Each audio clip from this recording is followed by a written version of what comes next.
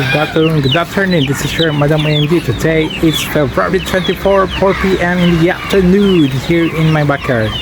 I'm gonna update and show you all my babies here in my backyard. Without further ado, let's go! Okay, let's start with my new babies. This is 4 days old ducklings. A mixed color again.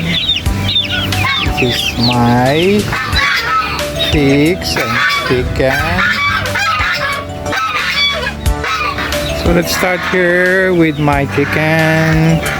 And the goose is starting to get noise again, so I feel upset. Every time I make a vlog, they make noisy. So let's go here, another ducklings, 5 pieces. So this is 10 pieces gray, or we call it in English blue. There are 10 pieces here. Blue ducklings. After my video, I'm gonna feed you, okay? Let's gonna show you to the world, to my fans. They are following me. They think I'm gonna give them food later. She's trying to sit here, and maybe she will having egg there, whatever. And another chick, I'm not gonna release them. Maybe I release them 1 week more. As usual, they start off my vlog. Very noisy. Another 10 pieces mixed color here. That one. Salam. This my we call it Balagas and Binatillos. 10 pieces. Open the cage there. So I'm trying to treat this one. Has a sickness, so this is a black color duck. So let's meet our 25 pieces ducklings, 2 months old, and they are very naughty. Are you hungry? After the vlog, I'm gonna feed you, okay? This is my Amarquana white color, and the female having green eggs. So I'm gonna show you the green eggs. 25 pieces, not for sale. I'm gonna keep them. I'm gonna make them breeder in the tree too. 2 months old. Next, the Binatillos here and the Lagas. The Bachelor and the Bachelorette. Is that what you call? These are my breeders and mixed Bachelorette also. Hello. Are you lazy today?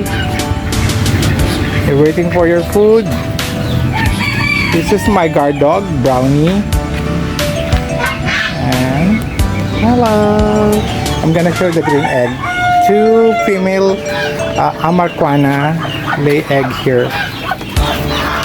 So I watched the vlog, they called it blue egg, so I'm not sure, but for me I see them green. So I have there about 12 or 13 eggs. It's with my broody chicken. I have 13 Amarquana eggs there. I hope they will hatch. Thumbs up. They will hatch all. These are my breeder.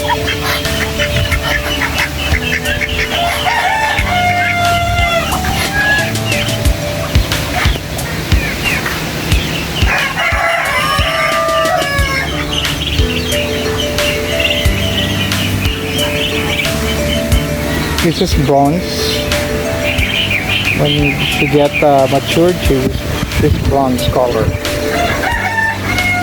It's very windy here in our area. So ito ang aking mga 5 different colors also ducklings. Actually, there are 20 pieces. I'm only separate them each cage. I put 5 because they will not fit all in one cage, so I separate them. Here we go again, the goose. Oh my god.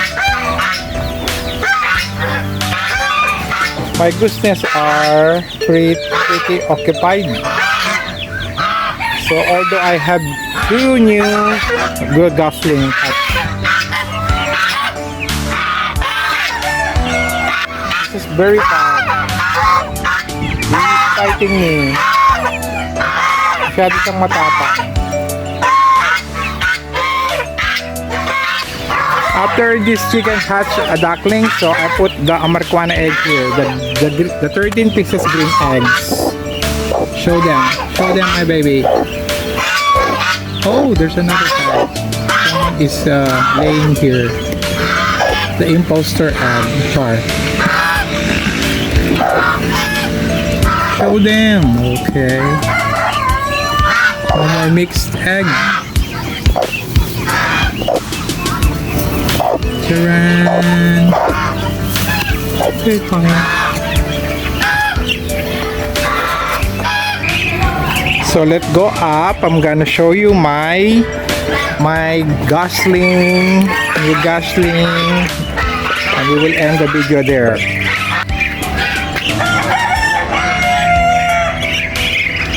This is my female Amarquana hen. I bought them from Bulacan, but they are from other country. I bought them from Bulacan. This is my mixed breed Brahma native chicken. So later I'm gonna take the video. Wait. Stay there. This is my garden, obviously. Pag mahilig ka sa animals, mahilig ka rin sa plants. So this is my 2 new gosling. Hello.